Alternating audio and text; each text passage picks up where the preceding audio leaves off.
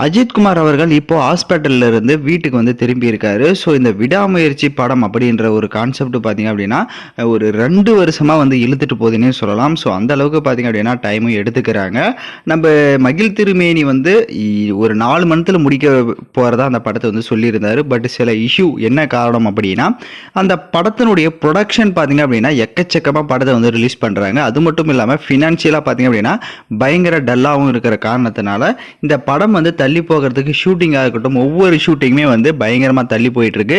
So இப்போ கூட வந்து ஷூட்டிங் ஸ்பாட்லேருந்து தான் நம்ம தல அஜித் அவர்கள் ஏதோ ஒரு மெடிக்கல் இஷ்யூனால வந்து ஹாஸ்பிட்டலுக்கு போயிட்டு நெக்ஸ்ட் வீட்டுக்கு வந்து போயிருக்காரு. ஸோ ஆக மொத்தத்தில் இந்த படத்தினுடைய ஷூட்டிங் வந்து மறுபடியும் ஸ்டாப் பண்ணி வச்சிருக்காங்க. ஸோ மறுபடியும் எப்போ ஸ்டார்ட் பண்ண போகிறாங்க ஷூட்டிங் அப்படின்றது தெரியல. நம்மளுடைய அஜித் அவர்களுடைய ஹெல்த் இஷ்யூலாம் முடிஞ்சதுக்கு அப்புறம் தான் பண்ணுவாங்க. எனக்கு தெரிஞ்சு இந்த படம் வந்து 2025 வரதுக்கான வாய்ப்புகள் அதிகமாக இருக்கு. பட் அஜித் ரசிகர்களுக்கெல்லாம் இது கண்டிப்பாக ஒரு சோகமான செய்தியாக தான் இருக்கும். உங்களுக்கு எப்படி இருக்குன்னு கமெண்ட் பண்ணுங்க.